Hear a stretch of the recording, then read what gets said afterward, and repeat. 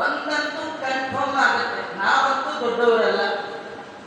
ಯಾಕೆಂದ್ರೆ ನಮ್ಗೆ ಅದು ಬಿಟ್ಟು ಬೇರೆ ಇಲ್ಲ. ಕ್ಷಣ ಕ್ಷಣಕ್ಕೆ ಬರೋದೇ ಸಿಟ್ಟು. ಅದರಲ್ಲೂ ದೇವರ ವಿಷಯ ಏನಾದ್ರು ಹೇಳಿದ್ರೆ ಬರೀ ಸಿಟ್ಟು. ನಿಜವಾಗಿಯೂ ಹಿರಣ್ಯಕಶ್ಯಪನಿಗಿಂತೂ ಸಿಟ್ಟು ನಮಗೆ. ಹೀಗಾಗಿ ಹರಿಭಕ್ತರು ದೊಡ್ಡವರು ಅವರು ಸಿಟ್ಟು ಮಾಡ್ಕೊಳ್ಳೋದು. ಎಷ್ಟು ತಪ್ಪು ಮಾಡ್ತಾ ಇದ್ದೀವಿ, ನಮ್ಮೇಲೆ ರಾಯರೇ ಸಿಟ್ಟು ಮಾಡ್ಕೊಳ್ಳಿಲ್ಲ.